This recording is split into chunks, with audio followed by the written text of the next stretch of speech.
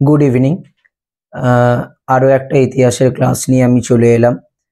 আমার এই ভিডিওতে একটু গলাটা ভাঙা ভাঙা পাবি, আমার একটু গলাটা ধরেছে। আমি যতটা পারবো স্পষ্টভাবে বলার চেষ্টা করব। আগে আমি দুটো ভিডিও আমি দিয়েছি, দুটো ভিডিও আমি করেছি, আপলোড করেছি। CC1-এর যে 20 নম্বরের প্রশ্ন আমি ধারাবাহিকভাবে পড়াতে চলেছি। তার আগে তিনটে, প্রথম ক্লাসে তিনটে, দ্বিতীয় ক্লাসে তিনটে, মোট 6টা এখনো অবধি আমি ভিডিও দিয়েছি 6টা প্রশ্নের। আজকে আমি 3 নম্বর ক্লাসটি করাতে শুরু করেছি এবং যারা যারা PDF এখনো পাসনি তারা ডিসক্রিপশানে দেওয়া নাম্বারে আমার সঙ্গে যোগাযোগ করলে তারা বাংলায় এবং ইংরেজি দুটোতেই PDF পেয়ে যাবি। আমি তৃতীয় ক্লাস শুরু করছি। তৃতীয় ক্লাসে আজকে যে প্রথম প্রশ্নটা, সেটা হচ্ছে আর্য সমস্যা বিশ্লেষণ করো। ভারতীয় ইতিহাসের অন্যতম বিতর্কিত ও আলোচিত একটি বিষয় হলো আর্য বিতর্ক বা আর্য সমস্যা। মূলত দুইটি গুরুত্বপূর্ণ প্রশ্নকে কেন্দ্র করে এই বিবর্তনের সূচনা ও বিস্তার ঘটেছে। এক, আর্য কারা ছিলেন? একটি জাতিগোষ্ঠী না ভাষাগোষ্ঠী, জনগোষ্ঠী? মানে এই আর্যরা আসলে কারা ছিল? একটা জাতি কি বলা যায়, নাকি না একটা ভাষাভাষী জনগোষ্ঠী বলা যায়? মানে মেনলি ল্যাঙ্গুয়েজ ভিত্তিক একটা গোষ্ঠী বলা যায় বা একটা জাতি বোঝা যায়। এটা নিয়ে ঐতিহাসিকদের মধ্যে সমস্যা ছিল যে কারা কোনটা, বেসিক্যালি এটা জাতিগোষ্ঠী নাকি ভাষাগোষ্ঠী। আর্যদের সেকেন্ড প্রশ্ন হচ্ছে, আর্যদের আদি নিবাস বা প্রাচীন বাসস্থান কোথায় ছিল? না আর্যদের কোথা থেকে এসছে? এই ভারতেই তার উৎপত্তি, নাকি তারা ইউরোপ থেকে এসছে, নাকি মধ্য এশিয়া থেকে এসছে? এইটা নিয়ে কিন্তু ঐতিহাসিকদের মধ্যে যথেষ্ট বিতর্ক আছে। ষোড়শ শতকের শেষ ভাগে ইটালীয় পর্যটক ও বণিক ফিলিপ্পো সসেত্তি ভারত ভ্রমণের সময় সংস্কৃত ভাষার সঙ্গে ইউরোপের কিছু ভাষার মিল খুঁজে পান এবং ভাষাগত তুলনামূলক বিশ্লেষণের সূচনা করেন। না এই যে ফিলিপ্পো সসেত্তি, তিনি ভারতে যখন ভ্রমণ করতে আসে তখন দেখেন যে ভারতের যে প্রাচীন ভাষা মানে সংস্কৃত ভাষার সঙ্গে ইউরোপের অনেকগুলো ভাষার যথেষ্ট মিল পান এবং সেই নিয়ে তিনি তুলনামূলক আলোচনা করতে শুরু করেন, মানে বিশ্লেষণ করতে শুরু করেন। পরবর্তীতে 1784 সালে স্যার উইলিয়াম জোন্স এশিয়াটিক সোসাইটির একটি বক্তৃতায় সংস্কৃত, গ্রিক, ল্যাটিন, জার্মান প্রভৃতি ইউরোপীয় ভাষার মধ্যে গঠনতাত্ত্বিক সাদৃশ্যের কথা উল্লেখ করেন। তিনি সরাসরি সংস্কৃতকে ভারতীয় ভাষা বা আর্যদের যে প্রাচীন ভারতীয় ভাষা সেটা কিন্তু বলেননি। তিনি সংস্কৃত, গ্রিক, ল্যাটিন, জার্মান এগুলি প্রত্যেকটি যে তাদের মধ্যে সাদৃশ্য আছে এবং সেগুলি ইউরোপ থেকেই এসছে সেটা তিনি দেখিয়েছেন, মানে তার বক্তৃতায় ফুটে উঠেছেন। তার মতে এই ভাষাগুলির উৎস এক এবং সেই সূত্র ধরেই আর্য শব্দটি একটি ভাষা গোষ্ঠী হিসেবে চিহ্নিত। স্যার উইলিয়াম জোন্স, যিনি কিনা এশিয়াটিক সোসাইটি তৈরি করেছিলেন, যেটা ধর্মতলায় আছেন, পার্কস্ট্রিটের ওইখানটায় আছেন, তো তিনি বলেছিলেন যে আর্য যে শব্দটি এটি একটি ভাষা গোষ্ঠী, জাতিগোষ্ঠী নয়। এবং এই জার্মান, ল্যাটিন, গ্রিক, সংস্কৃত এগুলো সবই এদের মধ্যে একটা মিল ছিল। উল্লেখযোগ্য যে ঋগ্বেদ, জেন্দাবেশ ও প্রাচীন ইরানীয় সাহিত্যে আর্য শব্দটি উল্লেখ পাওয়া যায় যথাক্রমে আর্য, আরিয়া ও ঐর্য নামে। অনেক ঐতিহাসিক ও ভাষাতাত্ত্বিক যেমন ডি কোশাম্বী, সুনীত কুমার চট্টোপাধ্যায়, রমিলা থাপার প্রমাণ করেছেন যে আর্য মূলত একটি ভাষাগত শ্রেণীর প্রতিনিধিত্ব করে। এই যে ঐতিহাসিকরা তারা কিন্তু এই ডি কোশাম্বী, সুনীতি কুমার চট্টোপাধ্যায়, রমিলা থাপার এরা প্রমাণ করেছেন যে আর্য মূলত ভাষা গোষ্ঠী, এটি জাতিগোষ্ঠী নয়। ম্যাক্স মুলার ভাষাতত্ত্ব বিশ্লেষণ করে বলেছেন আর্য একটি ভাষার নাম, কোনো জাতিগোষ্ঠী নয়। ম্যাক্স মুলার আরো এক কাঠি উপরে ভাষা তত্ত্বে, মানে তাদের যে ভাষাগুলো ছিল সেগুলিকে বিশ্লেষণ করেছেন এবং বিশ্লেষণ করেই তিনি বলেছেন যে আর্য একটি ভাষা গোষ্ঠী, সেটা জাতিগোষ্ঠী একটা আলাদা যে জাতি সেইটা কিন্তু নয়। তবে মানে তারা কিছু মানুষ ছিল যারা আর্য ভাষাতেই কথা বলতো, সেই হিসেবে তাদেরকে সেগ্রিগেট করা হতো, কোনো জাতি হিসেবে নয়, হিন্দু মুসলিম এরকম ভাবে বিষয়টা নয়। তবে জে.সি. পিচার্ড এবং কিংবা কার্ল পেনকা প্রমুখ বিশেষজ্ঞরা আর্যদের একটি জাতিগত গোষ্ঠী হিসেবেও চিহ্নিত করেছেন। এমনকি পারস্যের সম্রাট প্রথম দরায়ুস নিজেকে আর্য বংশজাত বলে দাবি করেছেন, বা আর্য শব্দটির জাতিগত তাৎপর্যকেও ইঙ্গিত করে। আবার বিংশ শতাব্দীর গোড়ার দিকে ইউরোপে আরিয়ান রেস ধারণাটি রাজনৈতিক উদ্দেশ্যে ব্যবহার করা হয়, যার কুখ্যাত উদাহরণ হিটলারের শুদ্ধ আর্য জাতি তত্ত্ব। না, এই জে.সি. পিচার্ড ও কার্ল পেনকা এরা জাতিগোষ্ঠী হিসেবে চিহ্নিত করেছেন এই আর্যদের, তারা আবার ভাষাগোষ্ঠী হিসেবে চিহ্নিত করে, এটা আলাদা জাতি।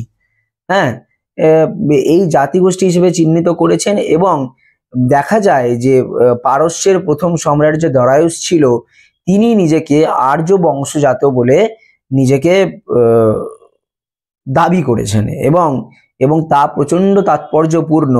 এবং আরো তাৎপর্যপূর্ণ, বিংশ শতাব্দীতে প্রথম দিকে, মানে ওই 1900 সালের প্রথম দিকে, 22-20 থেকে জাস্ট শুরু করে, সেই সময় 20 বা 20-30 এরকম যে সালটা, এই সময় থেকে কিন্তু আস্তে আস্তে একটা জার্মানি একজন বিখ্যাত মানুষের জন্ম হয়, মানে উত্থান হয়, যে হিটলার, তিনি কিন্তু নিজেকে এই শুদ্ধ আর্য জাতি বলে দাবি করতেন, এবং সেই হিসেবেই তিনি অনেককে সেইভাবে ব্যবহার করতেন, মানে বিহেভ তিনি সেইভাবে করতেন যে আর্য জাতি হলে ঠিক আছে, আর্য জাতি সেরা, বাকি সবাই নিকৃষ্ট জাতি। তো তিনিও জাতি হিসেবেই দেখেছেন, আর্যদের ভাষাভাষী গোষ্ঠী হিসেবে দেখেননি। অতএব একদিকে অধিকাংশ আধুনিক গবেষক আর্য শব্দটিতে একটি ভাষাভাষী গোষ্ঠী হিসেবে চিহ্নিত করলেও, অন্যদিকে জাতিগত দৃষ্টিকোণ থেকেও এই শব্দটির ঐতিহাসিক ব্যবহার অস্বীকার করা যায় না। ভাষাগত দিক থেকে এটি ইন্দো ইউরোপীয় ভাষাগোষ্ঠীর অংশবিশেষ হলেও সময়ের সঙ্গে সঙ্গে এর জাতিগত ব্যঞ্জনাও যুক্ত হয়েছে। না, কি বলা হলো না, একদিকে কিছু আধুনিক গবেষক এই আর্য শব্দটিকে একটি ভাষাভাষী জনগোষ্ঠী বললেও, অন্যদিকে জাতিগত দৃষ্টিকোণও দেখা যায় এটার মধ্যে। এবং আস্তে আস্তে এই ইন্দো ইউরোপীয় ভাষা গোষ্ঠী অংশবিশেষের সঙ্গে আস্তে আস্তে তোর জাতি ব্যঞ্জনাটাও চলে আসে, মানে ভাষা এবং জাতি একে অপরের পরিপূরক হয়ে গিয়ে একটা আর্য জাতি বা আর্য ভাষাভাষী গোষ্ঠী হিসেবে প্রতিষ্ঠা পায়। আর্য বিতর্কের দ্বিতীয় ও গুরুত্বপূর্ণ দিক হলো আর্যদের আদি বাসস্থান কোথায় ছিল। এবার এটি ভাষাগোষ্ঠী না জাতিগোষ্ঠী, এই নিয়ে তো ঐতিহাসিকদের মধ্যে মতামত, বিরোধ সবকিছুই আছে। কেউ কেউ বলেছে এটা জাতিগোষ্ঠী, কেউ কেউ বলেছে এটা ভাষাগোষ্ঠী। তো একে অঙ্গাঙ্গিভাবে যুক্ত হয়ে যায় পরবর্তীকালে এসে দেখা যায়। কিন্তু আরো একটি গুরুত্বপূর্ণ যে প্রশ্নটা, সেটা হচ্ছে এই আর্যরা এলো কোত্থেকে, মানে আর্যরা তাদের আদি বাসস্থান কোথায়, কোত্থেকে এলো, আদি বাসস্থান কোথায়, কোথায় তাদের উৎপত্তি, এই ধরনের প্রশ্ন কিন্তু আসতে থাকে। এই প্রশ্নের উত্তর খুঁজতে গিয়ে ঐতিহাসিকরা মূলত দুইটি বিপরীতমুখী শিবিরে বিভক্ত হয়ে যান। এক পক্ষ মনে করেন আর্যরা ভারতেই জন্মগ্রহণ করেছেন, অপর পক্ষের মতে তারা বহিরাগত বা ভারতের বাইরে থেকে আগত। না, এই আর্যরা কোথায় ছিল, এদের উৎপত্তি কোথায়, এই প্রশ্ন আসলেই ঐতিহাসিকরা দুটো ভাগে ভাগ হয়ে যায়। তারা মনে করে যে, এক গোষ্ঠী মনে করে যে আর্যরা ভারতেই তাদের উৎপত্তি, বাইরে থেকে কিছু আসার কোনো ব্যাপার নেই। আবার কিছু ঐতিহাসিক আছে যারা মনে করে যে না, উত্তর ভারত, আমি যদি ভারতটাকে ভাগ করি, উত্তর ভারত দক্ষিণ ভারত পূর্ব পশ্চিম বাদ দিই, উত্তর ভারত দক্ষিণ ভারত যদি বাদ করি, এই উত্তর ভারতে গোটাই যে আর্য জাতি এসছিল, তারা এসছিল বহিরাগত, মানে মধ্য এশিয়া, ইউরোপ থেকে এরা কিন্তু এসছিল। ভারত অভ্যন্তরীণ তত্ত্বের সমর্থক পণ্ডিত গঙ্গারাম ঝা, doctor Trivedi, SC. Das, LD. কাল্লার, পারগিটার প্রমুখ, তারা মনে করেন আর্যদের আদি বাসস্থান ছিল ভারতের অভ্যন্তরে, বিশেষত উত্তর পশ্চিমাঞ্চলে। পারগিটার পুরাণ ও ঋগ্বেদের বিবরণ বিশ্লেষণ করে দাবি করেন আর্যরা বাইরের আক্রমণকারী নয়, বরং ভারতেই বিকশিত একটি জনগোষ্ঠী। ঋগ্বেদে গঙ্গা, যমুনা, সিন্ধু, সরস্বতী নদী এবং ভারতীয় পশু পাখি ও প্রাকৃতিক দৃশ্যের বিবরণ ভারতেই তাদের অবস্থানের প্রমাণ দেয়। কি বললাম বা কি বলা হলো, ভারতে কিছু ঐতিহাসিক মনে করেন যে ভারতের অভ্যন্তরেই এদের উৎপত্তি। তা গঙ্গারাম ঝা, ত্রিবেদী, এস.সি. দাস, এল.ডি. কাল্লার, পারগিটার প্রমুখ ঐতিহাসিকরা কিন্তু এই ধরনের কথা সমর্থন করেন। তারা মনে করেন যে আর্যদের আদি বাসস্থান ছিল ভারতে, বিশেষত উত্তর পশ্চিমাঞ্চলে, যেটা ওই এখন যেটা গুজরাট বা পাকিস্তানের যে অঞ্চলগুলো, এইখানেই কিন্তু আর্যদের বাসস্থান, আদি বাসস্থান ছিল। এবং পারগিটার প্রমাণ করেন যে ঋগ্বেদ দ্বারা প্রমাণ করেন যে আর্যরা বাইরে থেকে আসেনি, ভারতেই তাদের বিকাশ ঘটে এবং জনগোষ্ঠী আস্তে আস্তে বিকাশ লাভ করে। গঙ্গা, যমুনা, সিন্ধু, সরস্বতী নদীর অঞ্চলগুলোতে এরা কিন্তু বসবাস করত এবং ভারতীয় পশু পাখি এবং প্রাকৃতিক দৃশ্যের বিবরণ থেকেই ভারতের এই অবস্থানের প্রমাণ দেয় যে আর্যরা এখানেই আদি বাসস্থান, তারা অন্য জায়গা থেকে কখনোই আসেনি। অবনীশ চন্দ্র দাস তার ঋগ বৈদিক ইন্ডিয়া গ্রন্থে আর্যদের সামাজিক ও সাংস্কৃতিক বিবরণ বিশ্লেষণ করে বলেন, ঋগ্বেদের মধ্যে বহিরাগত জাতির চিহ্ন নেই। এমনকি গঙ্গানাথ ঝায়ের মতে গঙ্গা যমুনা সঙ্গমস্থলে ব্রহ্মশ্রী অঞ্চলেই আর্যদের আদি নিবাস ছিল। না, অবনীশ চন্দ্র দাস কি বলেন না, ঋগ্বৈদিক গ্রন্থে তাদের বলেন যে তাদের সামাজিক ও সাংস্কৃতিক বিবরণ বিশ্লেষণ করে বলেন, ঋগ্বেদের মধ্যে বহিরাগত জাতির চিহ্ন নেই। আমরা তো এটুকু প্রমাণ করতে পেরেছি যে ঋগ্বেদটা তৈরি করেছিল আর্যরা, এবং সেইখানে ঋগ্বেদে প্রমাণ পাওয়া যায় যে তারা বহিরাগত ছিল না, তারা ভারতেই তাদের অবস্থান ছিল, ভারতেই তাদের উৎপত্তি ছিল। এমনকি গঙ্গারাম ঝায়ের মতে গঙ্গা যমুনা সঙ্গমস্থল যেটা ব্রহ্মশ্রী, সেখানেই নাকি আর্যদের আদি বাসস্থান ছিল। বহিরাগত তত্ত্বের বিশ্বাসী John Marshall, Brandenstein, A L. Basham, D D. Kosambi, Jyotiba Phule প্রমুখ। আবার কিছু ঐতিহাসিকরা মনে করতেন যে এই আর্যরা বাইরে থেকে এসছেন, তারা ভারতে তাদের উৎপত্তি নয়। তাদের মধ্যে উল্লেখযোগ্য John Marshall, Brandenstein, A L. Basham, D D. Kosambi, Jyotiba Phule প্রমুখরা। তাদের মতে আর্যরা ইন্দো ইউরোপীয় ভাষাভাষীর একটি জনগোষ্ঠী যারা মধ্য এশিয়া কিংবা ইউরোপ থেকে ভারতীয় উপমহাদেশে এসছে। তাদের মতটি হচ্ছে তারা ইন্দো ইউরোপীয় ভাষাগোষ্ঠী, মানে তাদের ইন্ডিয়ান এবং ইউরোপের যে ভাষাগোষ্ঠী থেকে সংস্কৃত ভাষা, এবং সেখান থেকে তারা তাদের ভাষার উৎপত্তি, এবং এই জনগোষ্ঠী যারা মধ্য এশিয়া বা ইউরোপ থেকে কিন্তু ভারতে তাদের আগমন ঘটেছে বা তারা আক্রমণ এখানে করেছিল। Doctor BK. ঘোষ তার বৈদিক এজ গ্রন্থে তিনি যুক্তি তুলে ধরেন। কি যুক্তি তুলে ধরেন? সংস্কৃত ইন্দো ইউরোপীয় ভাষার একটি শাখা এবং সেই ভাষা মূলত ইউরোপের বিস্তার লাভ করেছিল। তিনি দেখিয়েছেন বা তিনি প্রমাণ করেছেন যে সংস্কৃতে যে ভাষাটা সেটা একটা ইন্দো ইউরোপীয় ভাষা এবং সেটা ইউরোপে প্রচলিত ছিল এবং মূলত যে ইউরোপে সেটা বিস্তার লাভ করতে থাকে, তার প্রভাবটা ইউরোপে দেখা যায়। মানে সংস্কৃত ভাষাটা আমরা ভারতীয় ভাষা বললেও তিনি মনে করতেন যে ইউরোপে কিন্তু এই সংস্কৃত ভাষাটা বিস্তার লাভ করছে, তার কারণ তাদের একটা কানেকশন কিন্তু ছিল। ইউরোপীয় ভাষাগুলির সঙ্গে আর্য ভাষার ঘনিষ্ঠতা সংস্কৃত অপেক্ষা লিথুয়ানিয়ান ভাষার সঙ্গে বেশি। না, কি বলেছেন তিনি? আরো বলেছেন ইউরোপীয় ভাষাগুলির সঙ্গে আর্য ভাষার ঘনিষ্ঠতা যে সংস্কৃত ভাষা অপেক্ষা লিথুয়ানিয়ান ভাষার সঙ্গে বেশি ছিল। না, সংস্কৃত ভাষার সঙ্গে আর্যদের অতটা যোগাযোগ থাকলেও তার অধিকতর যোগাযোগ ছিল লিথুয়ানিয়ার ভাষার সঙ্গে, এটা তিনি প্রমাণ করেছেন বা তার দাবি করেছেন। যদি ভারতীয় আর্যদের আদি বাসভূমি হতো তবে কেন আর্য সংস্কৃতি গোটা ভারতে ছড়িয়ে পড়লো না এবং কেন দ্রাবিড় সংস্কৃতি এত গভীর প্রভাব রয়ে যায়? এটা খুবই মোস্ট ইম্পর্টেন্ট জিনিস। তার মতে যে বাকি যে ঐতিহাসিকরা বলছেন যে আর্যরা ভারতে উৎপত্তি, ভারতেই তাদের অবস্থান, তাহলে যদি তাই হয়ে থাকে তাহলে গোটা ভারতে আমি আর্যদের অবস্থান দেখতে পাই না কেন, তাদের প্রভাব গোটা ভারতে দেখতে পাই না কেন? কারণ যখনই আমি সাউথ ইন্ডিয়ায় যাই সেখানে কিন্তু দ্রাবিড় গোষ্ঠীর প্রভাব দেখা যায়, সেখানে কিন্তু আর্যদের প্রভাব দেখা যায় না। এর দ্বারা প্রমাণ করে যে আর্যরা ভারতে উৎপত্তি নয়, তার মতে এই ডক্টর বি.কে. ঘোষের মতে যে আর্যরা ভারতে উৎপত্তি নয়, তারা বহিরাগত থেকে এখানে এসেছে, তারা এখানে এসে তাদের প্রভাব বিস্তার করেছে এবং উত্তর ভারতে থেকে গেছে আর্য গোষ্ঠীরা এবং দক্ষিণ ভারতে থেকে গেছে দ্রাবিড় গোষ্ঠীরা, এবং তারা দ্রাবিড় গোষ্ঠীর সঙ্গে আর্যরা তাদের নিজেদেরকে আলাদা মনে করতো এবং দ্রাবিড় গোষ্ঠীরাও আর্যদের থেকে নিজেদের আলাদা মনে করত। Max Muller Hart, Jacob, Sir John Marshall, Rameshchandra Majumdar প্রমুখ ঐতিহাসিক মধ্য এশিয়া আর্যদের আদি বাসভূমি হিসেবে চিহ্নিত করেছেন।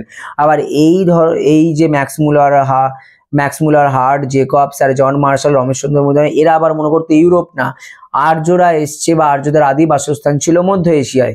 বিশেষত ব্র্যান্ডেনস্টাইন মনে করেন মধ্য এশিয়ার কিরগিজস্তান স্টেপ বা আজকে কাজাকিস্তান জায়গাটা, সেই অঞ্চল থেকে আর্যদের আগমন ঘটেছিল। তার পরবর্তীকালে বিভিন্ন দলে বিভক্ত হয়ে খ্রিস্টপূর্ব ১৫০০ সালের দিকে সপ্ত সিন্ধু অঞ্চলে স্থায়ীভাবে বসতি স্থাপন করে এবং তার মতে এখান থেকে কাজাকিস্তান বা কিরগিজস্তান স্টেপ অঞ্চলে তাদের অবস্থান বা আদি অবস্থান ছিল এবং পরবর্তীকালে খ্রিস্টপূর্ব ১৫০০ খ্রিস্টাব্দে তারা আস্তে আস্তে সপ্ত সিন্ধু বা হরপ্পার এই যে জায়গাটা আমি বলেছিলাম, মানে তোর গুজরাট, হ্যাঁ, রাজস্থান বা এখন পুরো গোটা পাকিস্তানের এই অঞ্চলগুলোতে তারা কিন্তু আস্তে আস্তে আসতে শুরু করে। এছাড়াও বাল গঙ্গাধর তিলক তার আরিয়েটিক হোম ইন দ্য বেদাস গ্রন্থে উল্লেখ করেন যে আর্যদের আদি বাসভূমি ছিল উত্তর মেরু অঞ্চলে। গাইলস, হার্জফেল্ড, এডওয়ার্ড মেয়র প্রমুখ এই তত্ত্বকে সমর্থনও করেছেন এবং মধ্য এশিয়ার প্রামীর আমুসির নদী বিধৌত অঞ্চল কিংবা লিথুনিয়ান অঞ্চলের কথা বলেছেন। বাল গঙ্গাধর তিলক আরিয়েটিক হোম ইন দ্য বেদাস গ্রন্থে বলেছেন যে আদিদের বাসবাস ছিল উত্তর মেরু অঞ্চলে, মানে সেখানে তোর এশিয়াটিক প্রামীর মালভূমি অঞ্চলও তাদের কিন্তু বসবাস ছিল। মানে তাই বাল গঙ্গাধর তিলকও দাবি করতেন বা মনে করতেন, তার ধারণা ছিল এই আর্যরা কিন্তু বহিরাগত, তাদের ভারতে উৎপত্তি কিন্তু নয়। আর্য বিতর্ক আজও ইতিহাস চর্চায় একটি জটিল ও গুরুত্বপূর্ণ অধ্যায়। একদিকে আর্য শব্দটির অর্থ নিয়ে মতভেদ, এটি ভাষাগত না জাতিগত, সে প্রশ্নের উত্তর নির্ভর করে বিশ্লেষকের দৃষ্টিভঙ্গির ওপর। যে বিশ্লেষণ করছে, আমিও তোদেরকে এই যে বিশ্লেষণ করলাম, এটি আমি কিন্তু কোনোভাবেই সমর্থন করলাম না যে আর্যরা ভারতের উৎপত্তি ছিল বা আর্যরা বহিরাগত, এটা আমি করলাম না। বিভিন্ন তথ্য, বিভিন্ন ঐতিহাসিকদের মতামত আমি তোদের কাছে উত্থাপন করলাম এবং তার দৃষ্টিভঙ্গি এবং তোদের দৃষ্টিভঙ্গি কিরকম হবে, আমার দৃষ্টিভঙ্গি কিরকম, সেটা কিন্তু আলাদা, সেটা তাদের বিচার বিশ্লেষণের মাধ্যমে কিন্তু প্রকাশ পাবে। অন্যদিকে আর্যদের আদি বাসস্থান সংক্রান্ত বিতর্কেও ঐক্যমতের অভাব বিদ্যমান, তবে অধিকাংশ আধুনিক গবেষক ও ভাষাতাত্ত্বিকদের মতে আর্য শব্দটি মূলত ভাষাভাষী জনগোষ্ঠী বোঝাতে ব্যবহৃত এবং তারা ভারতের বাইরে কোনো অঞ্চলে উদ্ভূত হয়েও একসময় ভারতে প্রবেশ করে এখানকার সংস্কৃতির সঙ্গে মিশে যায়। তাই আর্য বিতর্ক শুধু অতীত অন্বেষণের একটি প্রচেষ্টা নয়, এটি ভারতীয় ইতিহাসের আত্মপরিচয়ের অন্বেষণের একটি গুরুত্বপূর্ণ অধ্যায়। না, কেন এই প্রশ্নটা পড়ছি, মানে কেন আর্য কি, কেন তার বাইরে থেকে এসছে না ভারতে তাদের জন্ম? কারণ আমরা ভারতের প্রাচীন ঐতিহ্য বা প্রাচীন যে জিনিসগুলো জানার জন্য বা ভারতের আদি রূপ জানার জন্য আমাদের এটা অত্যন্ত গুরুত্বপূর্ণ, কারণ এই তত্ত্বের মধ্যেই লুকিয়ে আছে ভারতের প্রাচীন যুগটা কেমন ছিল, সেটা কিভাবে বিশ্লেষণ করব বা কিভাবে অন্বেষণ করব, সেটা কিন্তু এখান থেকেই বোঝা যায়। মানে আর্য যা ভারতে এসছিল, মানে বাইরে থেকে এসছিল নাকি এখানে তাদের উৎপত্তি, সেটা বিচার বিশ্লেষণের মাধ্যমে কিন্তু যথেষ্ট বোঝা যায় যে ভারতের প্রাচীন যুগটা কেমন ছিল। নেক্সট যে প্রশ্নটা পড়াবো সেটা হচ্ছে পরবর্তী বৈদিক যুগের রাজনৈতিক অবস্থা ঋগ বৈদিক যুগের তুলনায় কিভাবে পৃথক ছিল। না, আমরা যখন 9-10-এও পড়তাম তখনই আমরা শুনেছি যে বৈদিক যুগকে মোটামুটি দুটো ভাগে ভাগ করা যায়, একটা হচ্ছে ঋগ বৈদিক যুগ, একটা হচ্ছে পরবর্তী বৈদিক যুগ বা বৈদিক যুগ বা লেটার বৈদিক পিরিয়ড যেটাকে আমরা বলে থাকি।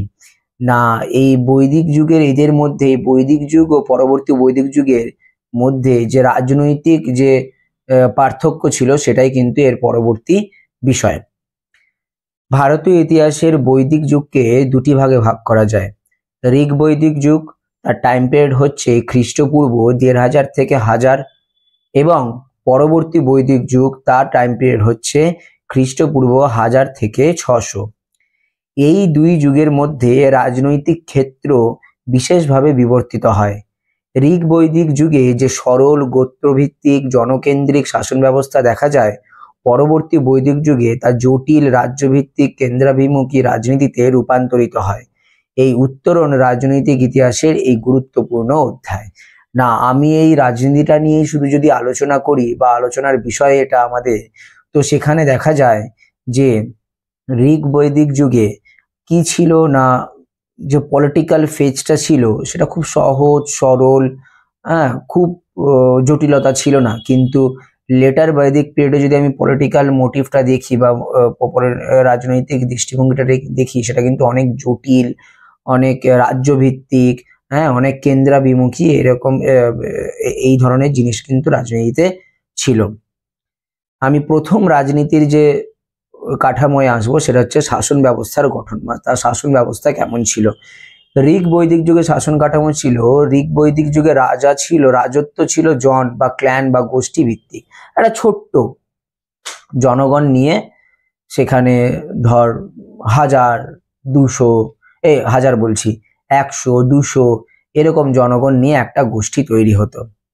রাজা ছিলেন একটি জনগোষ্ঠীর নেতা মাত্র, যে জাস্ট লিডার, একটা, আর কিছুই না। তিনি জনগণের প্রতিনিধি হিসেবে কাজ করতেন, সর্বময় ক্ষমতার অধিকারী ছিলেন না। তিনি জনগণের প্রতিনিধি ছিলেন, মানে হচ্ছে ওই ২০০ জনের মধ্যেই একজনকে তারা নির্বাচিত করতো রাজা হিসেবে। দ্যাট মিনস ডেমোক্রেসি বা ভোট প্রদানের মাধ্যমে তারা কিন্তু ওই ২০০ জনের মধ্যে একজনকে নির্বাচিত করে তাদের কিন্তু রাজা বা লিডার বানানো হতো, এবং তিনি সমস্ত ক্ষমতার অধিকারী, মানে ডিক্টেটরশিপ চালু করে দেবেন এরকম বিষয়টা কিন্তু নয়।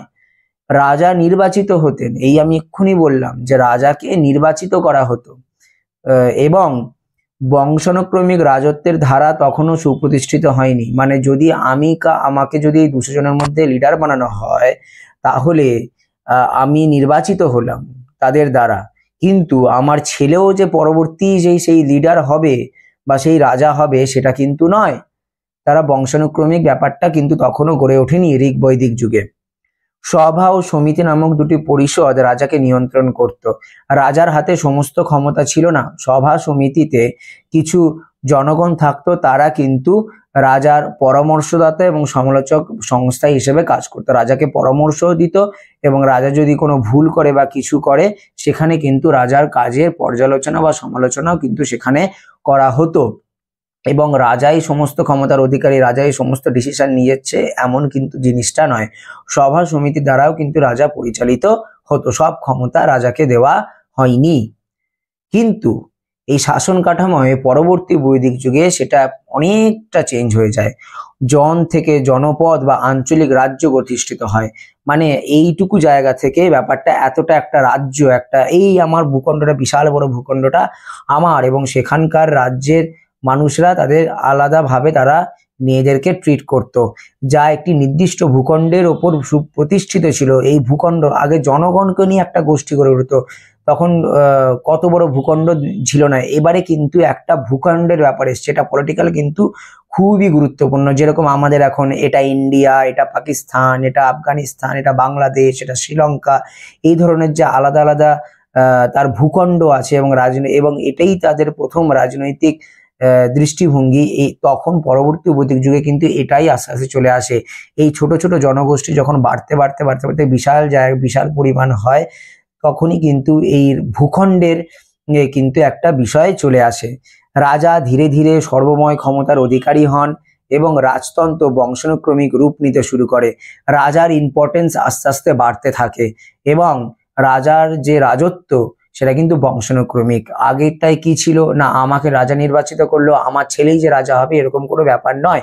কিন্তু এখানে পরবর্তী বৈদিক যুগে দেখা যায়, আমি যদি রাজা হই, আমার ছেলেও সে যদি কি বলবো না অকর্মণ্য হয়, রাজার কোয়ালিটি তাদের মধ্যে না থাকে, কোনো লিডারশিপ কোয়ালিটি যদি তার মধ্যে না থাকে, শাসন করার ক্ষমতা যদি না থাকে, তাও সে রাজা হতো। তো এর যে ফলাফল বা এফেক্ট বাজে এফেক্ট হলে সেটাও জনগণকে ভোগ করতে হতো, এত বড় ভূখণ্ডের জনগণকে ভোগ করতে হতো, বা যদি ভালো এফেক্ট হতো সেখানেও জনগণকে সেই সুবিধাটা তারা কিন্তু পেত। সভা সমিতির ক্ষমতা হ্রাস পায়, রাজা ও পুরোহিত শ্রেণীর কৃতিত্ব বৃদ্ধি পায়। খুব ইম্পর্টেন্ট, সভা সমিতি ছিল নিউট্রাল, সেখানে ধর্মর কিন্তু ব্যাপার ছিল না। সভা সমিতি টোটালি ছিল পলিটিক্যাল বিষয়, যে জনগণের সেবা বা জনগণকে সুবিধা দেওয়াটাই কিন্তু মূল লক্ষ্য ছিল। কিন্তু পরবর্তী বৈদিক যুগে দেখা যায় এই সভা সমিতির বিষয়টা চলে যায় এবং রাজা হয়ে যায় ডিক্টেটর, এবং তাকে সাপোর্ট করা হচ্ছে পুরোহিত। কারণ এই দুটো মানুষ তারা জানতো, এই পুরোহিতরা জানতো যে আমার ক্ষমতা যদি আমি ধরে রাখার জন্য রাজাকে সাপোর্ট করি, এবং মানুষ ধর্মকে ভয় পায়, সেই জন্যই ধর্মকে ভয় পাওয়ার জন্য পুরোহিতরা ভয় দেখায় এবং জনগণও ভয় পেয়ে রাজা এবং পুরোহিতকেই সেই মান্যতাটা দেয়। সেখানে পলিটিক্যাল এইম সেটা কিন্তু একেবারেই নষ্ট হয়ে যায়। রাজা নিজেকে রাজা বিষ্ণু, রাজা ধর্মস্ব প্রভৃতি আধ্যাত্মিক অভিধায় ভূষিত করেন। মানে রাজাই শ্রেষ্ঠ, রাজার কথাই ভগবানের কথা, রাজার কথাই ঈশ্বরের কথা। রাজা যা করছে, সে যদি অন্যায়ও করে থাকে সেটাই তার প্রাপ্য, তোমাকে ভগবান বা ঈশ্বরই তোমাকে সেই শাস্তি দিচ্ছে। মানে এরকম ভাবে কিন্তু ম্যানিপুলেট আস্তে আস্তে পরবর্তী বৈদিক যুগে করা হয়। রাজনীতিটা অনেক জটিলতর হতে শুরু করে এবং কিছু মানুষের কাছে কিন্তু সেই ক্ষমতা, সেই পাওয়ার তার কাছে কিন্তু কুক্ষিগত থাকে এবং সেই ক্ষমতার কিন্তু আস্তে আস্তে অপব্যবহারও শুরু করতে থাকে। নেক্সট আসছি রাজ্য সম্প্রসারণ বা যুদ্ধনীতি। ঋগ বৈদিক যুগে যে যুদ্ধ করা হতো সেটা ছিল মানে কি বলবো, মানে খুবই লিমিটেড, মানে একে অপরকে মেরে ফেলছে এই জন্য নয়, বা যুদ্ধ করতে কি হবে, গবাদি পশু, কারণ তারা কৃষিকাজ বা একটা অত্যন্ত আস্তে আস্তে গুরুত্বপূর্ণ লাভ মানে বিষয় ছিল, সেই জন্য গবাদি পশু নিয়ে তাদের যার কাছে গবাদি পশু বেশি থাকবে সে মানে তার উচ্চতা অনেকটা বেশি, সেই জন্য গবাদি পশু নিয়ে তাদের মধ্যে কিন্তু যুদ্ধ হতো। যুদ্ধের উদ্দেশ্য ছিল আত্মরক্ষা, অস্তিত্ব রক্ষা। মানে এই নয় যে আমি অপরকে আক্রমণ করব, তার ভূখণ্ড নিয়ে নেবো, সমস্ত কিছু বিষয়টা ছিল না। তাদের যুদ্ধ যারা করতো তাদের অস্তিত্ব রক্ষার জন্য করতো এবং আত্মরক্ষার জন্য তারা কিন্তু করত। গাভ্য যুদ্ধে গবাদি পশুর জন্য যুদ্ধ ছিল অত্যন্ত প্রচলিত, মানে সেখানে বেসিক্যালি যে যুদ্ধটা হতো সে গবাদি পশু নিয়ে, মানে বিষয়টা নিয়েই কিন্তু যুদ্ধটা হতো, যার গবাদি পশু বেশি তার মান তত উঁচুতে। কিন্তু পরবর্তী বৈদিক যুগে কিন্তু অন্য কথা বলে। রাজ্য সম্প্রসারণ ছিল মূল লক্ষ্য, ভূখণ্ড। আমি প্রথমেই বললাম যে পরবর্তী বৈদিক যুগে যেটা এলো সেটা হচ্ছে ভূখণ্ড। এখনো সেই জিনিসটা চলছে, যার ক্ষমতা বেশি সে দেখাতে চায় যে আমার ভূখণ্ড, অন্যের ভূখণ্ড আমি দখল করব, এবং আস্তে আস্তে সেই ভূখণ্ডগুলোকে সে বাড়াতে শুরু করে। পরবর্তী বৈদিক যুগে রাজারাও কিন্তু আস্তে আস্তে এই করে। রাজ্যের সম্প্রসারণই ছিল মূল লক্ষ্য। একটা রাজা কত ভালো সেটা ডিপেন্ড করবে সে কতটা তার রাজ্য বিস্তার করছে। এক জনপদ থেকে অন্য জনপদকে জয় করে নিজেদের সাম্রাজ্যের অন্তর্ভুক্ত করত। একটা জায়গায় একটা ভূখণ্ডকে আর একটা ভূখণ্ড জয় করে একটা বিশাল ভূখণ্ড তৈরি করে সেখানে তাদের সাম্রাজ্যের অন্তর্ভুক্ত করে রাজা প্রতিষ্ঠা পেত। রাজসূয়, অশ্বমেধ, বজপেয় প্রভৃতি বৃহৎ যজ্ঞ বা উৎসব যুদ্ধ জয়ের বৈধতা দিত। রাজসূয় যজ্ঞ মানে আমি একটা রাজ্য জয় করে সেখানে একটা যজ্ঞ করে আমি প্রতিষ্ঠা করলাম নিজেকে, আমি আজ থেকে রাজা, চক্রবর্তী রাজা, যে আমি এই ভূখণ্ডের রাজা, আমি এখানে আমি নিজের শাসন প্রতিষ্ঠা করতে পারবো। অশ্বমেধ যজ্ঞ কি না, যজ্ঞ করে ঘোড়াকে ছেড়ে দেওয়া হতো। সেই ঘোড়া তার সেই রাজার, যে রাজা যজ্ঞ করেছে সেই রাজার সীমানা ছেড়ে অন্য সীমানায়, অন্য রাজ্যের সীমানায় গেলে সেখানকার রাজা সেই ঘোড়াকে দেখে যদি অধীনতা এই রাজার মেনে নেয় দ্যাটস বেটার, যদি অধীনতা না মানে ঘোড়াকে যদি আটকে রাখে তাহলে কিন্তু ওই দুটো রাজার মধ্যে যে যজ্ঞ করে ঘোড়াটাকে ছেড়েছিল এবং যে ঘোড়াটাকে আটকে রেখেছে এই দুটো রাজার মধ্যে কিন্তু যুদ্ধ হয় এবং যে জেতে তার কিন্তু রাজ্য এইভাবে বিস্তার লাভ করে। শক্তিশালী রাজারা নিজেদের একচ্ছত্র, সম্রাট, চক্রবর্তী বলে অভিহিত করেন, মানে বিভিন্ন উপাধি এগুলো কিন্তু নেয়। প্রশাসনিক, এরপরে আসছে হচ্ছে প্রশাসনিক কাঠামোর বিবর্তন, অ্যাডমিনিস্ট্রেশন। প্রশাসনিক কাঠামো ছিল অত্যন্ত সরল এবং স্থানীয় ভিত্তিক। প্রশাসনিক কাঠামো এখানে জটিল হওয়ার কথা নেই, কারণ খুব কম জনগোষ্ঠী নিয়ে গঠিত এবং এখানে ভূখণ্ডের অতটাও গুরুত্বপূর্ণ ছিল না। রাজা, পুরোহিত, সেনাপতি, সাধারণ জনগণ, এই 4 শ্রেণীর সম্মিলিত পরামর্শে শাসন চলতো। মোটামুটি এই 4 শ্রেণীরাই সমাজে থাকতো এবং এরাই কিন্তু তোর শাসন মানে অ্যাডমিনিস্ট্রেশনের যে 4টে স্তর এখানে কিন্তু ছিল, এবং সেখানে অত কমপ্লিকেশন ছিল না। রাজারাতেই সমস্ত ক্ষমতা, পুরোহিতরা জনগণকে প্রভাবিত করছে, এই ধরনের বিষয়টা কিন্তু ছিল না। কিন্তু পরবর্তী বৈদিক যুগে প্রশাসন আরো জটিল ও সংগঠিত হয়। রাজা ছিলেন প্রশাসনের কেন্দ্রবিন্দু, মানে administration head of the administration. তাকে সাহায্য করত একাধিক কর্মচারী, তার অ্যাডমিনিস্ট্রেশনে বিভিন্ন মন্ত্রী থাকতো, তার বিভিন্ন যেরকম এখন আছে বিভিন্ন মন্ত্রী, তার সরকারি কর্মচারী এরা কিন্তু থাকতো। পরামর্শদাতা হিসেবে পুরোহিত থাকতো, রাজপুরোহিত থাকতো, সেনাপতি থাকতো, ধনাধ্যক্ষ, মানে যখনই তার ভূখণ্ড দখল করছে, এক ভূখণ্ড থেকে অন্য ভূখণ্ড দখল করছে, তার তো কি হবে, তার আর্থিক বৃদ্ধি হবে, সেই অর্থ দিক থেকেও কিন্তু সেই লোক, মানে ফিনান্স মিনিস্টার যেটাকে বলি আমরা, বা ফিনান্স সেক্রেটারি, এরকম কিন্তু লোক কিন্তু তখন সেখানে ছিল। মানে আস্তে আস্তে এই জিনিসগুলো কিন্তু বাড়তে থাকে, যত পরিধি বাড়তে থাকে, কমপ্লিকেশনও বাড়তে থাকে, জটিলতাও বাড়তে থাকে, এবং আরো সংগঠিত হয়। ওগুলো অতটা সংগঠিত নয়, সিম্পল ছিল, কিন্তু এগুলো অনেক সংগঠিত। এবং দূত ছিল, দ্যাট মিনস কি বলবো, ফরেন মিনিস্টার, ফরেন সেক্রেটারি, এরকম বিষয়গুলো কিন্তু সে সময় ছিল। মানে এক দেশে রাজার সঙ্গে, এক রাজ্যের রাজার সঙ্গে অন্য রাজার, বিভিন্ন রাজার যে সম্পর্ক, সেটা কিন্তু সেই সময়ে আস্তে আস্তে পরবর্তী বৈদিক যুগে শুরু হয়। সেনাবাহিনী নিয়মিত এবং সংগঠিত হয়। সেনাবাহিনী সবসময়ের জন্যই খুব রেগুলার ছিল এবং সংগঠিত, মানে সংগঠিত থাকতো, কারণ তাদেরকে যুদ্ধ করতে হতো। কারণ ভূখণ্ড দখল যে যত বেশি করতে পারবে সে তত উন্নত মানের রাজা হবে, বা কি বলবো, তার শক্তি তত বেশি হবে, তার আধিপত্য তত বেশি হবে, এবং প্রত্যেকটা রাজাই চাইতো তার আধিপত্য বিস্তার লাভ করতে। ধর্ম ও রাজনীতির সম্পর্ক অত্যন্ত গুরুত্বপূর্ণ। আমরা আজ এসে দেখছি ধর্মের সঙ্গে রাজনীতিকে মেশানো হয়, কিন্তু এটা অনেক আগে থেকেই কিন্তু এই ধর্ম আর রাজনীতি কিন্তু একে অপরকে জড়ায়। ঋগ বৈদিক যুগে কি ছিল? ধর্ম ছিল প্রকৃতি পূজা ভিত্তিক, দেবতা ছিলেন সামাজিক কল্যাণের প্রতীক।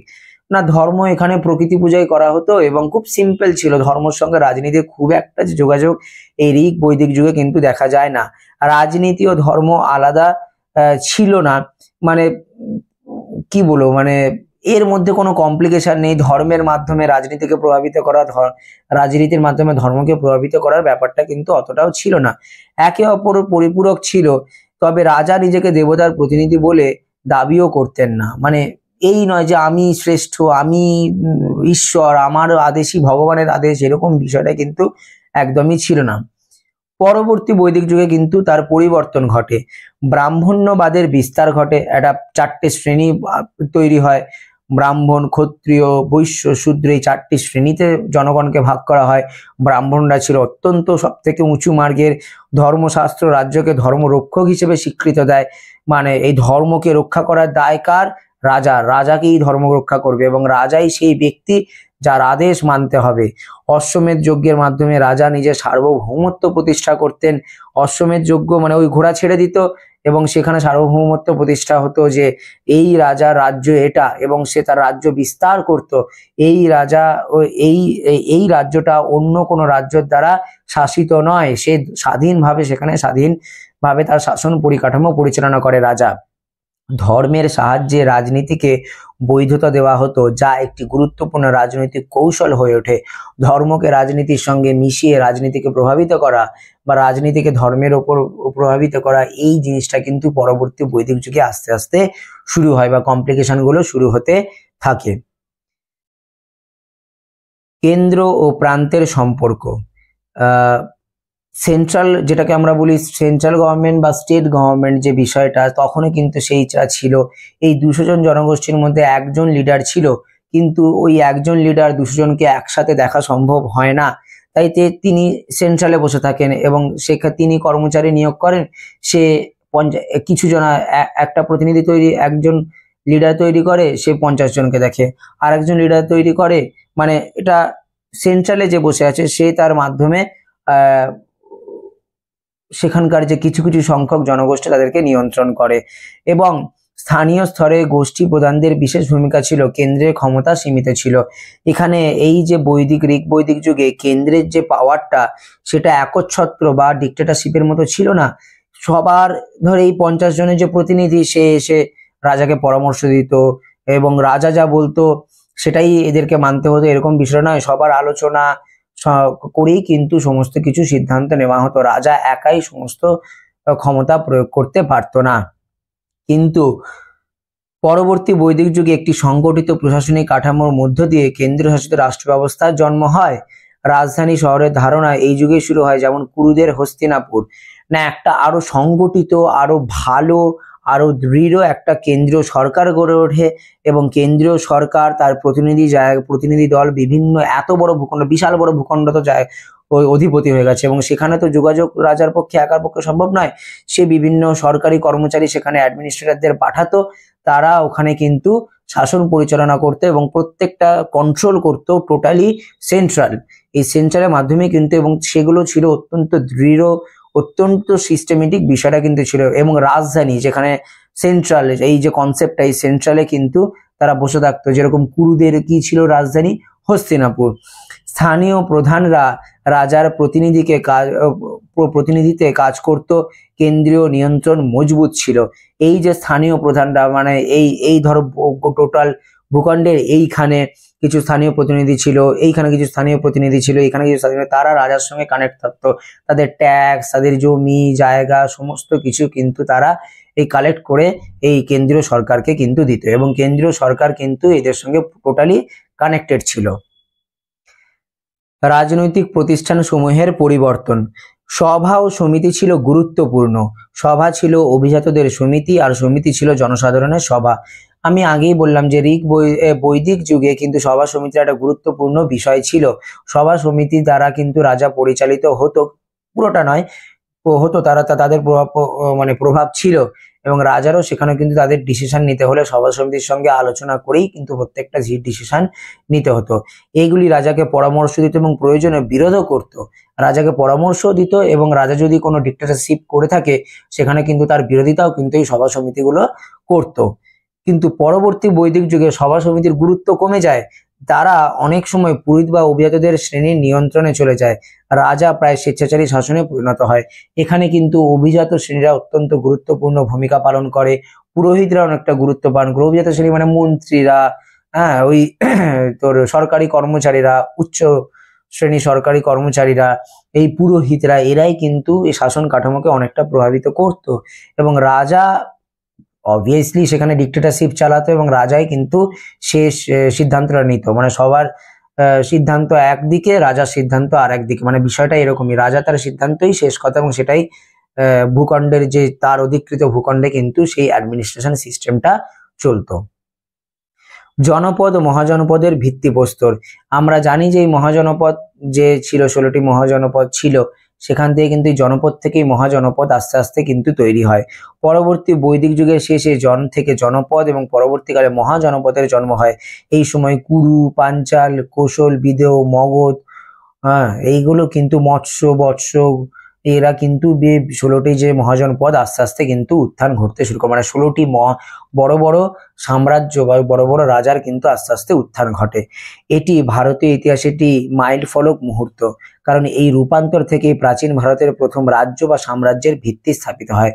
আজ আমি যে ভারতীয় যে রাজ্য বা পলিটিক্যাল যে স্টেটটা বা অ্যাডমিনিস্ট্রেশন স্টেটটা দেখছি, সেটা কিন্তু ঋক বৈদিক যুগ থেকেই আস্তে আস্তে আস্তে আস্তে শুরু হতে থাকে, তার কমপ্লিকেশন বাড়তে থাকে, তার উন্নত হতে থাকে, আরো এই ধরনের বিষয় কিন্তু চলতে থাকে।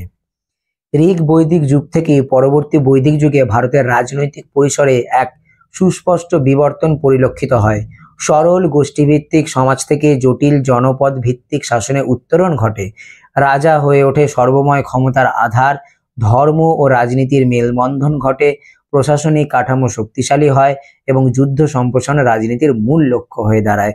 রাজনীতির বা রাজ্য বিস্তারে, মানে যে বললাম যে তখন রাজনীতির একমাত্র বিষয় ছিল কোন রাজা কতটা তার ভূখণ্ড রাজ্য বিস্তার করতে পারছে, সেটাই কিন্তু মূল লক্ষ্য ছিল।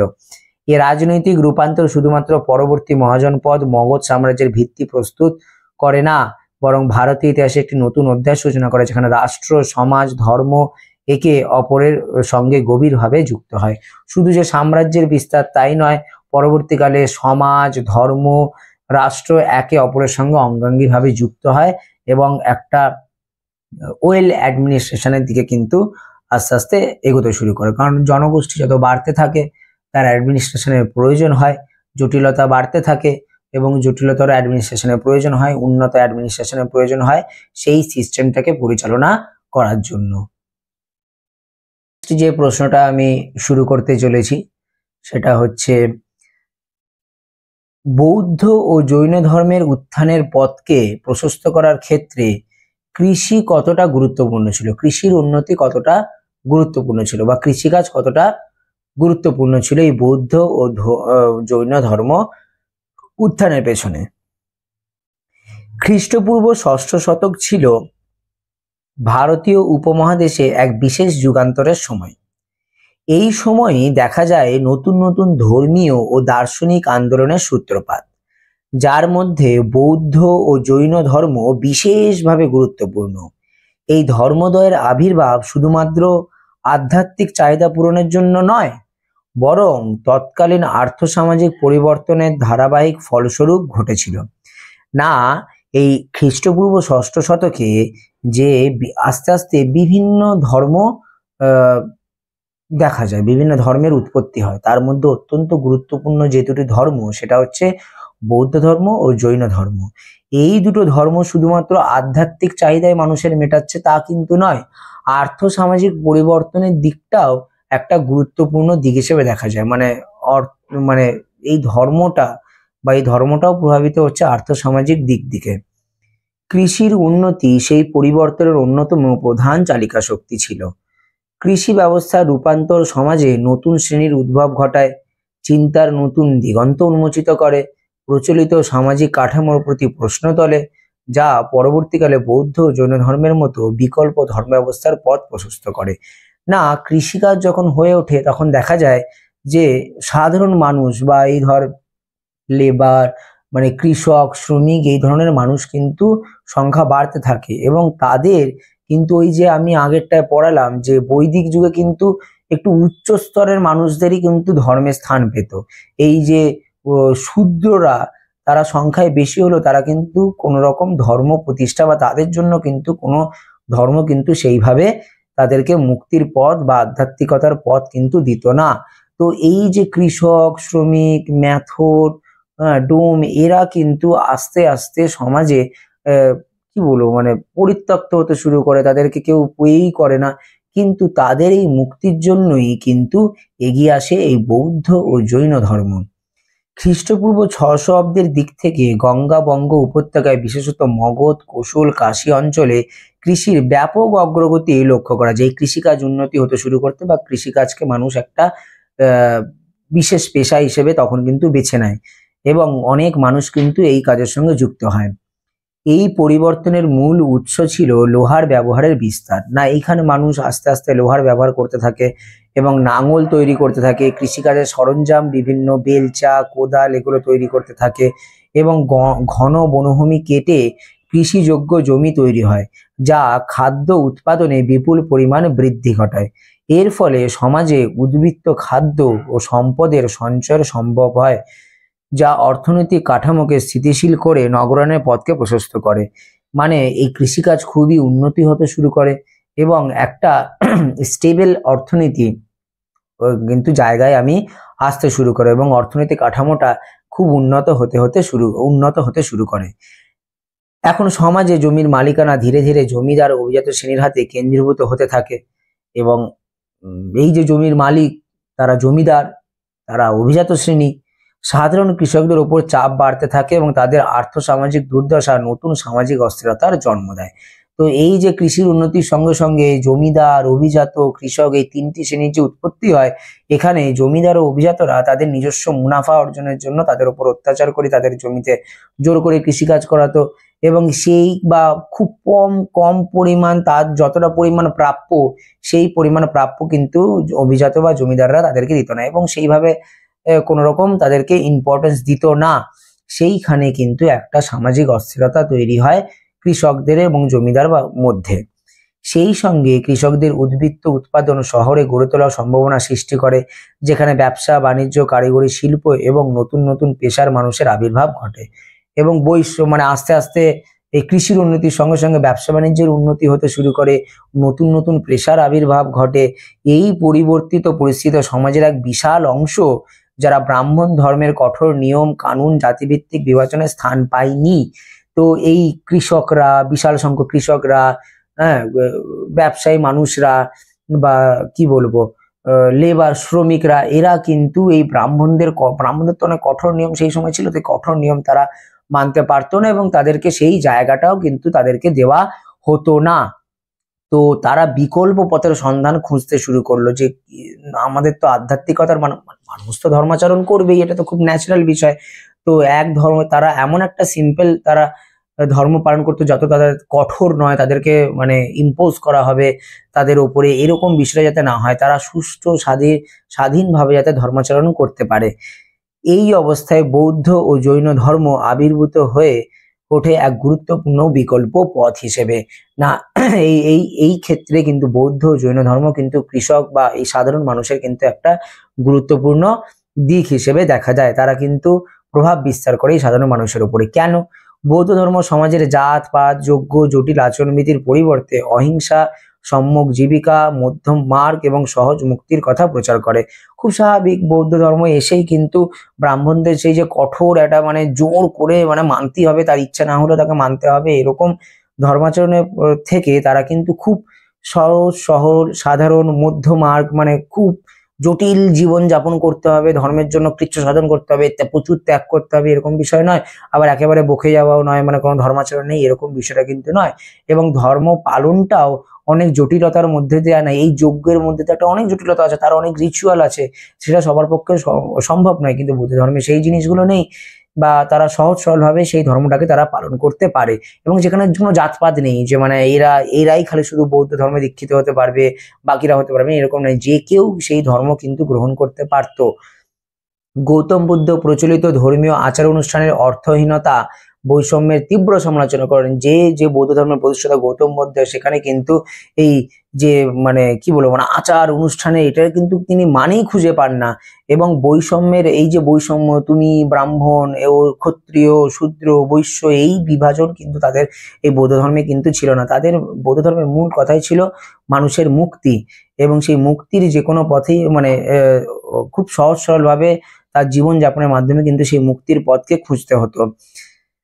ফলে গৃহস্থ শ্রেণী, ছোট ব্যবসায়ী, কৃষক সমাজ, যাদের সংখ্যাগরিষ্ঠতা তখন বৃদ্ধি পাচ্ছিল, তারা বৌদ্ধ ধর্মের প্রতি আকৃষ্ট হয়ে পড়ে। ধর্মের সহজতা, আচরণবিধির নমনীয়তা, শ্রেণী বৈষম্যহীন দৃষ্টিভঙ্গি এই শ্রেণী মানুষকে বৌদ্ধ ধর্ম গ্রহণে উৎসাহিত করে। তাদেরকে ইন্সপায়ার করছেই স্বাভাবিকভাবে, কারণ তারা মনে করতো ব্রাহ্মণ ধর্ম বাবা গ্রহণ করা এত উচ্চ মানের গড়া হতো, এবং অত্যন্ত কঠোর সেই ধর্মাচরণ পালন করা অত্যন্ত ভয়ঙ্কর একটা বিষয় ছিল। কিন্তু এখানে খুব সহজ সরল, কোনো আচরণবিধি নেই, কোনো শ্রেণী বৈষম্য নেই, যে তুমি উঁচু তুমি নিচু, এরকম কিন্তু কোনো বিষয়টা কিন্তু এখানে নেই। তো এখানে কিন্তু বৌদ্ধ ধর্মের যে বৈষম্যতা, এখানে কিন্তু অনেকটাই নমনীয়, সহজ সরল, ধর্মাচরণ করতেও সুবিধা। তো সমাজের একটা বিশাল সংখ্যক শ্রেণী কিন্তু এখানে তাদের ধর্মাচরণ করতে পারত। একইভাবে জৈন ধর্ম ব্রাহ্মণ্য আধিপত্য এবং যজ্ঞবাদের বিরুদ্ধে এক স্পষ্ট অবস্থান গ্রহণ করে। জৈন ধর্মও কিন্তু একটি এই যে ব্রাহ্মণদের কঠোর নিয়ম এবং তাদের যে যাগযজ্ঞ, এদের কিন্তু এগেনস্টে গিয়ে একটা সহজ সরল ধর্ম প্রতিষ্ঠা করে। মহাবীর কঠোর আত্মশুদ্ধির পথে অহিংসা, সত্য এবং সংযমের উপরে জোর দেন। তার আত্মশুদ্ধি করার কথা তিনি মহাবীর কথা বলেছেন, এবং সত্য সংযম করার কথাই কিন্তু তখন তিনি বলেছেন। এই ধর্মের প্রতিও নগরভিত্তিক ব্যবসায়িক গভীর আগ্রহ দেখা যায়, কারণ এই ধর্ম জাতপাতের ভিত্তিতে কাউকে প্রত্যাখ্যান করত না, এবং ধনসম্পদের ব্যবস্থাপনাকে নৈতিক দৃষ্টিকোণে বিবেচনা করত না। কি ছিল, এখানকার ব্যবসায়ীরা কিন্তু আগ্রহ দেখায়, যে ছোট ছোট যে ব্যবসায়ীগুলো ছিল, যে তারা মানে ব্যবসায়ী শ্রেণী, তারা কিন্তু এই জৈন ধর্ম গ্রহণ করতে থাকে। এই ধর্ম জাতপাতের ভিত্তিতে কাউকে প্রত্যাখ্যান করতো না, যে ভাই তুমি উঁচু জাত আমি নিচু জাত, এরকম বিষয়টা কিন্তু ছিল না, জাতপাতের ব্যাপারই ছিল না। ধন সম্পদের ব্যবস্থায় নৈতিক দৃষ্টিকোণে বিবেচনা হতো, যে উচ্চ শ্রেণী নিম্ন শ্রেণী, তার প্রচুর পয়সা এরপর গরিব, এরকম কিন্তু ব্যাপারটা ছিল না। কৃষির উন্নতির ফলে সমাজে যে অর্থনৈতিক উদ্বৃত্ত তৈরি হয়েছিল তা শুধু নতুন ধর্মকে গ্রহণ করার মনোভাব তৈরি করেছিল তাই নয়, সেই সঙ্গে এই ধর্মগুলোর সাংগঠনিক কাঠামোকে শক্তিশালী করতেও সাহায্য করে। বৌদ্ধ সংঘ, জৈন মঠ সময়ে এই উদ্বৃত্ত সম্পদের মাধ্যমে সমৃদ্ধ হয় এবং সমাজে নতুন এক ধর্মীয় সাংস্কৃতিক কেন্দ্র হিসেবে আত্মপ্রকাশ করে। বহু গৃহস্থ ব্যবসায়িক শ্রেণী এইসব সংঘ ও মঠে দান দিতে শুরু করে, যার ফলে নালন্দা, শ্রাবস্তী, বৈশালী বা রাজগৃহের মতো ধর্মীয় কেন্দ্র গড়ে ওঠে। এই ধর্মস্থল কেবল আধ্যাত্মিক চর্চার ক্ষেত্র ছিল না, বরং নতুন শিক্ষার, চিন্তার, সমাজ চর্চার আধার হয়ে ওঠে। না কৃষির উন্নতির সঙ্গে সঙ্গে যে আর্থিক স্টেবিলিটি দেখা যায়, আর্থিক উন্নতি দেখা যায়, তার ফলে কিন্তু এই ধর্মীয় যে বিষয়টা এতটাই সহজ সরল ছিল যে প্রচুর শ্রেণীর মানুষ কিন্তু এই ব্রাহ্মণদের কঠোর নিয়ম থেকে বেরিয়ে এসে এই সহজ সরল ধর্মাচরণ করতে তারা শুরু করে। এবং অনেক বড় ব্যবসায়ী তারা কিন্তু এই যে জৈন বা বৌদ্ধ যে মঠ বা সংঘগুলো, এদের কিন্তু আর্থিক সাহায্য প্রদান করতে থাকে, এবং আর্থিক সাহায্য প্রদানের মাধ্যমে তারা কিন্তু আস্তে আস্তে তাদের ধর্মীয় যে আচার বা ধর্মীয় প্রচার কিন্তু তারা কিন্তু বাড়াতে শুরু করে, মানুষের উপর তার প্রভাব বিস্তার করতে শুরু করে। এবং তার অত্যন্ত গুরুত্বপূর্ণ যে নালন্দা, শ্রাবস্তী, বৈশালীর মতো ধর্মীয় কেন্দ্র, বড় বড় ধর্মীয় কেন্দ্র গড়ে ওঠে, সেখানে ধর্মের আলোচনা হয়। এবং শুধুমাত্র যে ধর্মের আলোচনায় বা আধ্যাত্মিকতার আলোচনাই সেখানে নয়, সেখানে শিক্ষার আলোচনা হয়, চিন্তার আলোচনা হয়, সমাজ চর্চার আলোচনা কিন্তু এখানে গুরুত্বপূর্ণ ভূমিকা পালন করে। কারণ সমাজের বিভিন্ন শ্রেণীর মানুষদের নিয়েই কিন্তু এই ধর্মগুলো পরিচালিত হতো। অবশ্যই কৃষির উন্নতি একমাত্র কারণ নয়। ব্রাহ্মণ্য ধর্মের জটিলতা, সামাজিক বৈষম্য, নারীদের প্রতি অবহেলা এবং ধর্মচর্চায় অভিজাতদের একচেটিয়া অধিকার সাধারণ মানুষের মধ্যে হতাশা তৈরি করেছিল। অত্যন্ত গুরুত্বপূর্ণ। শুধুমাত্র কৃষিকাজ যে এই বৌদ্ধ বা জৈন ধর্মের উত্থানের পথকে প্রশস্ত করেছিল তাই নয়, কারণ তার অপর পিঠে, কয়েনের অপর পিঠে ছিল কিন্তু এই ব্রাহ্মণদের কঠোর নিয়ম, সামাজিক বৈষম্য, শুধু তোমরাই পালন করতে পারবে, তোমরা আমাদের সেবা করো, ব্রাহ্মণদের সেবা করাই তোমাদের একমাত্র জীবন, তোমরা ঠাকুরকে ডাকতে পারবে না, ঈশ্বরকে ডাকতে পারবে না, ভগবানের ডাকতে পারবে না, এটা আমাদের কাজ, তোমাদের কাজ নাই। এই যে বৈষম্য ছিল, নারীদের একটা অবস্থান কিন্তু সেখানে একটা অবহেলা করা হতো। তো এই ধরনের জায়গা থেকে কিন্তু সরে এসে সাধারণ মানুষ কিন্তু এমন একটা উদার মানসিকতার ধর্ম চেয়েছিল, যেটা বৌদ্ধ এবং জৈন ধর্ম কিন্তু তাদেরকে দিয়েছিল। রাজনৈতিক দিক থেকেও পরিবর্তন লক্ষ্য করা যায়, যেমন মহাজনপদ, মগধ সাম্রাজ্যের রাজারা নতুন ধর্মগুলিকে সমর্থন ও পৃষ্ঠপোষকতা দেন। মানে এই যে মগধের যে বড় বড় বা মহাজনপদের যে 16টা মহাজনপদ ছিল, তার মধ্যে যে বড় সব থেকে যে মগধ রাজ্য পরবর্তী আরো তার এক্সপেন্ড হয়, তারা কিন্তু এই বৌদ্ধ জৈন ধর্মের কিন্তু যথেষ্ট পৃষ্ঠপোষক করে এবং তাদেরকে বাড়াতেও, তাদের সমর্থন করে, তাদেরকে বাড়াতেও সাহায্য করে। সেই সঙ্গে গৌতম বুদ্ধ মহাবীরের ব্যক্তিত্ব, মানবিক চিন্তাধারা, তাদের সহজ ভাষার ধর্ম প্রচার, এই সব সাধারণ মানুষের মন জয় করে। না, এই গৌতম বুদ্ধ এবং মহাবীর জন যে ধর্ম প্রচার করতো, ধর্ম বিশ্লেষণ করতো, সেটা খুব সহজ সরল ভাষায় মানুষেরকে খুব তাড়াতাড়ি অ্যাট্রাক্ট হতো, অ্যাটাচড হতে পারতো। তাই জন্যই কিন্তু এই ধর্ম বা এই দুটো ধর্ম কিন্তু মানুষের মধ্যে যথেষ্ট প্রভাব বিস্তার করেছিল। তাই বলা যায় কৃষির উন্নতির একটি গুরুত্বপূর্ণ ভিত্তি হিসেবে কাজ করেছিল। এই উন্নতি সমাজের অর্থনৈতিক কাঠামো বদলে দেয়, নতুন শ্রেণীর জন্ম দেয়, চিন্তা চেতনার একটি নতুন দিগন্ত উন্মোচন করে। কেন কৃষির উন্নতি? কারণ এই কৃষির উন্নতিই মূল। এই কৃষির উন্নতি না হলে আর্থিক উন্নতি হতো না, আর্থিক উন্নতি না হলে ব্যবসা বাণিজ্য, নতুন পেশার মানুষের আবির্ভাব হতো না, এবং তার ফলে এই জটিল ধর্মচারণ থেকে এই সহজ সরল ধর্মচারণে কিন্তু তৈরি হতো না।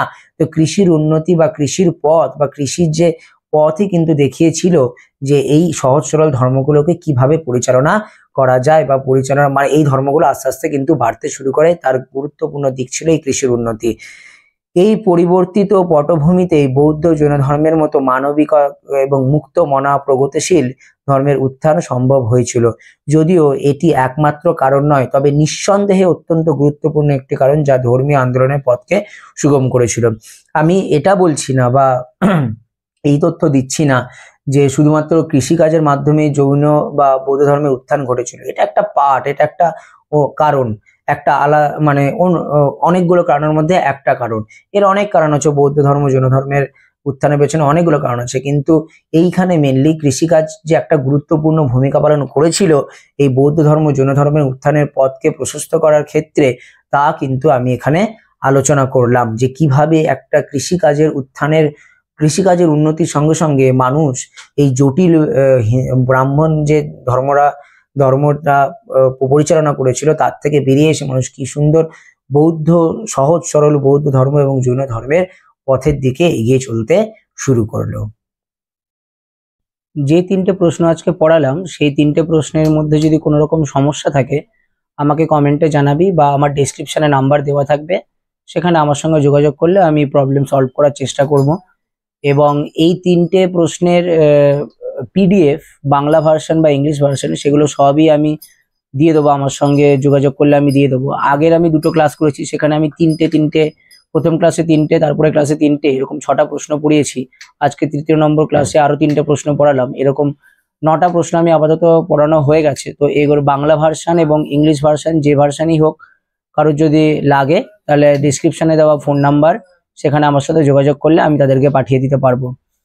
আর আমি এইটা যেহেতু আমার 3 নম্বর ক্লাস, যারা আমার প্রথম ক্লাস এবং দ্বিতীয় ক্লাস দেখিসনি তারা, আমি ডেসক্রিপশন ওই প্রথম দুটো ক্লাসের আমি ডেসক্রিপশনে লিংক দিয়ে রাখবো, সেখান থেকে তোরা দেখে নিস, তাহলে এই ক্লাসটা করতে তোদের সুবিধা হবে। চল আজকে এই পর্যন্ত থাক, টাটা।